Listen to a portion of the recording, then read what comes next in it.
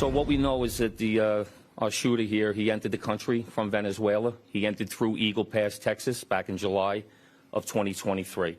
So we know that he entered the country illegally.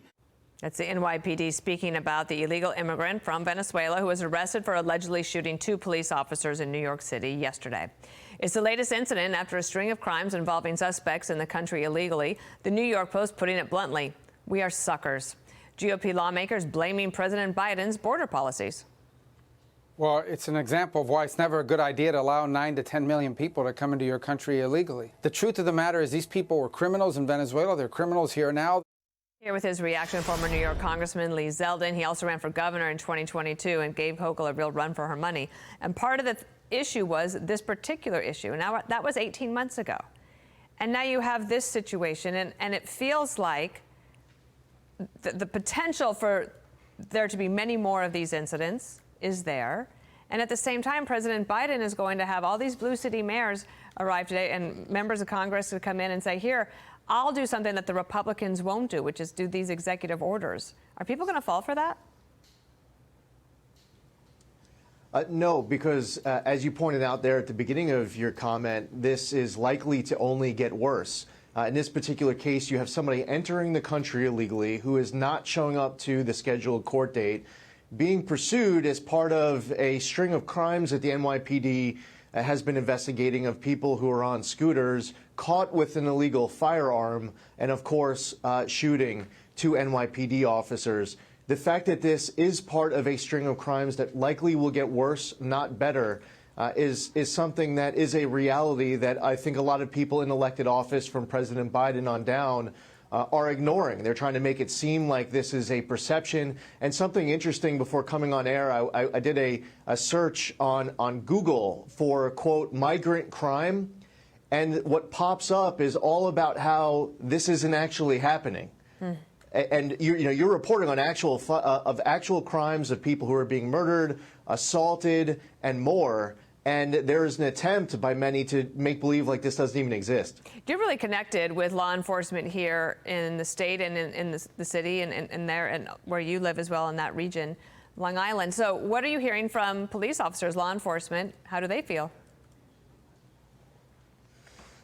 This is a drain on resources. It's a hit on morale. We also had the attack on NYPD officers that took place not that long ago. There was a murder that took place up in Middletown. We all know about the case of Lake and Riley and more. As far as law enforcement goes, there's a culmination of many issues here in New York because on top of the surge of crime due to illegal migrants, you also have laws that have been passed like cashless bail in this state and raise the age and less is more and the HALT Act. These are names of laws passed by the state legislature and signed into law, attacks on qualified immunity, and elected officials who haven't had the backs of law enforcement and maybe will show up for a wake or a funeral and then disappear and not do anything about it. I want to ask you about this. So President Biden's going to have this event today where he signs this executive order. And so we'll be paying attention to that. We'll cover it. There are 4 people in particular who are not attending today's event. They are vulnerable Senate Democrats running for statewide office, running for re-election. You can see them there. Tester, Baldwin, Rosen, Casey from Montana, Wisconsin, Nevada, and Pennsylvania, all of those swing states.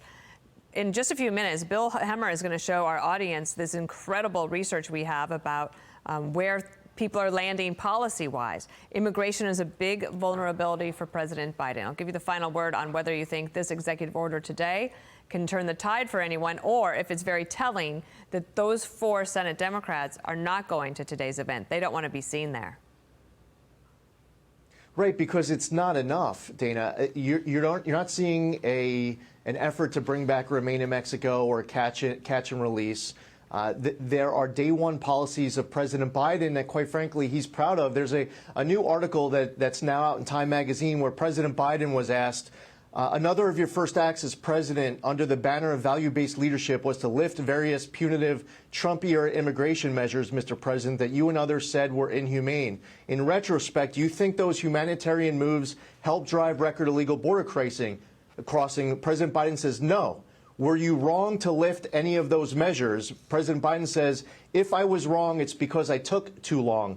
President Biden did this stuff on day one. Right. So he tries to play it both ways. We saw it with, post-October 7th with Israel and other issues here with the border. He's trying to have it both ways. I think people can see things for their own eyes in their own communities and what they're dealing with, not to mention this station and other reporters who are out there covering it, and they see it on social media as well. All right, Lee Zeldin, we thank you for being here today. I'm Steve Ducey. I'm Brian Kilmeade. And I'm Ainsley Earhart. And click here to subscribe to the Fox News YouTube page to catch our hottest interviews and most compelling analysis.